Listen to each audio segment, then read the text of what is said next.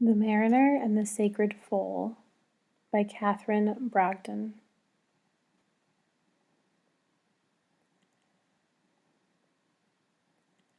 I stop and think of it now, but it remains a mystery how an old mariner like myself still finds joy in the sea.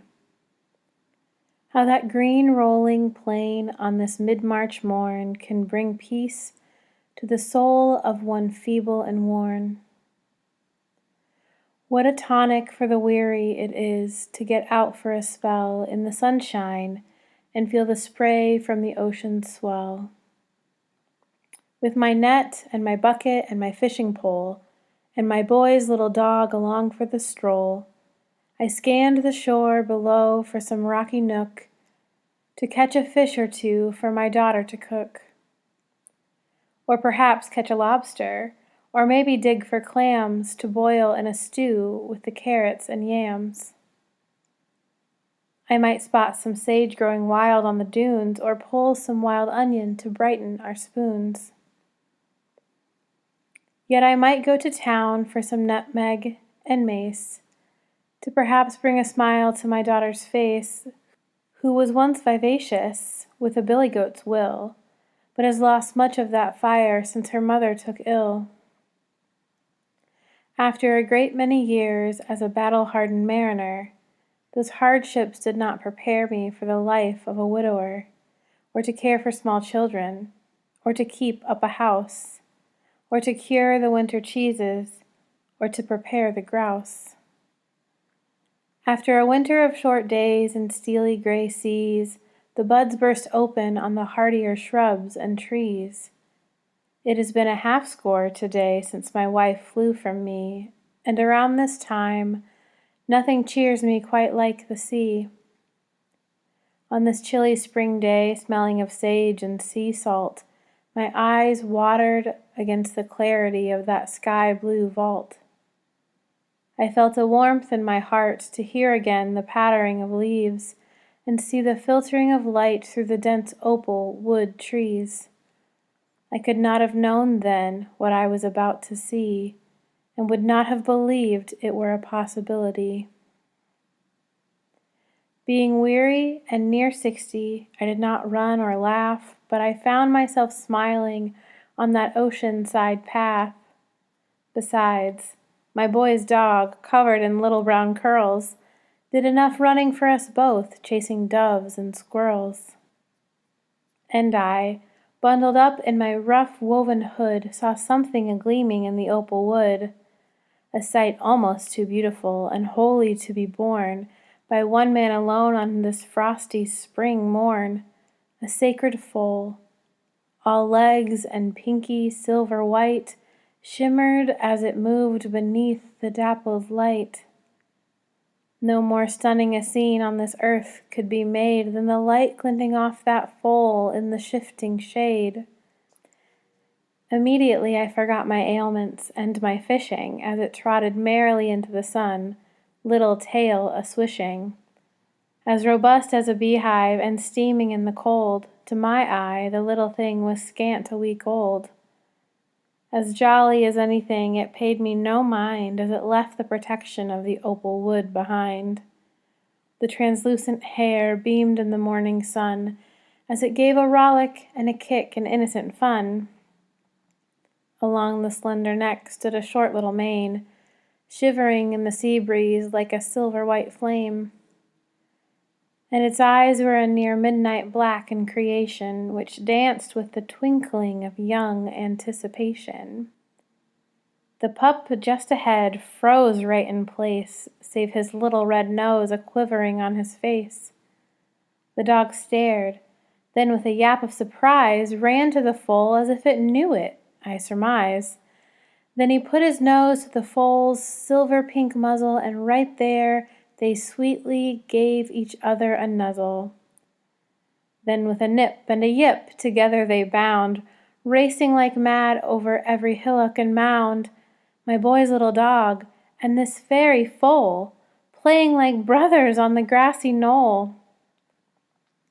Any creature so young would be rather ungainly, but this was no ordinary foal, to say it plainly. As sure-footed as a mountain goat and as fleet as a hare, the foal tore about the cliffside without a bother or care. And my son's brown dog, of no special breed or size, kept pace with the creature to my genuine surprise. They fled and gave chase, and bound down and up that sacred white foal and our ginger-brown pup. The foal kicked up its heels with glassy hooves gleaming, and the light dazzled through his mane as if it went streaming, brighter and more beautiful than any moonbeam could aspire, and flickering and glittering like some silver grass fire. Watching these joyful creatures, I shouted with laughter, and my heart swelled in my chest. But a moment soon after, the playmates, overzealous, ran to the cliff without knowing, and the dog stopped at the edge, but the foal kept going.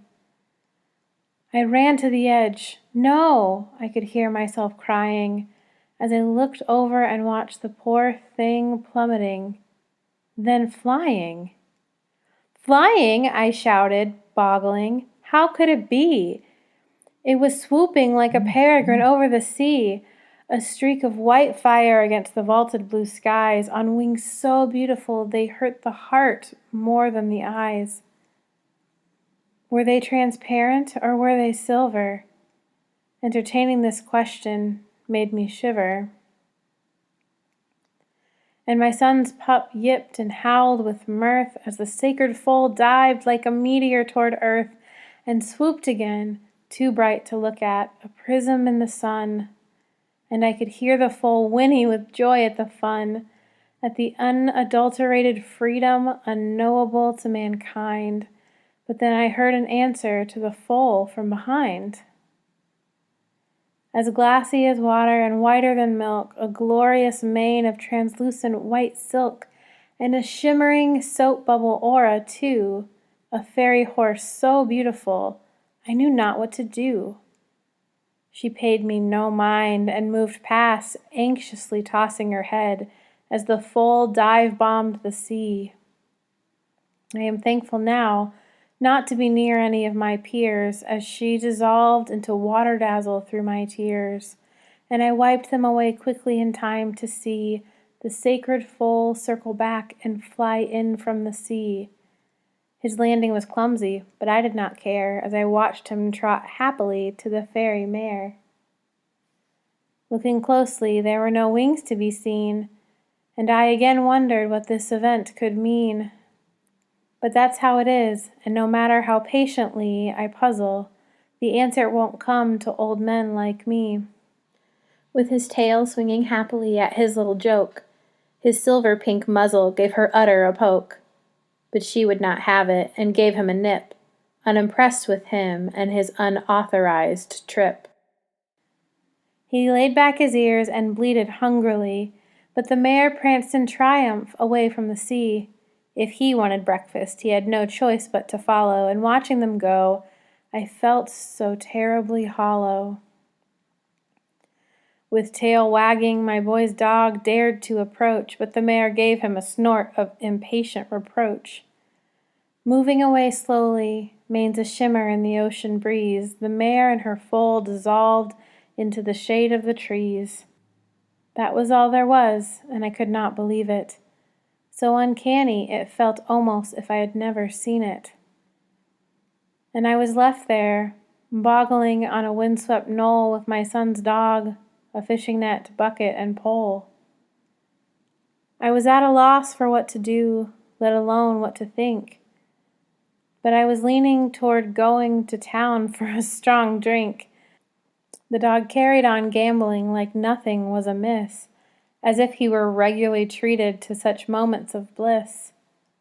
After he went a-sniffing, for the foal, I suppose, he returned with a downy feather stuck to his nose. I plucked it from him, and upon closer inspection I felt the hollow in my heart bloom with affection, a token and reminder of the sacred foal's flight, a feather near invisible without direct sunlight. The sight and the knowledge of that flying foal did wondrous things for this old widower's soul. And after standing a moment on the brink in the blue, my confusion dissolved and I knew just what to do.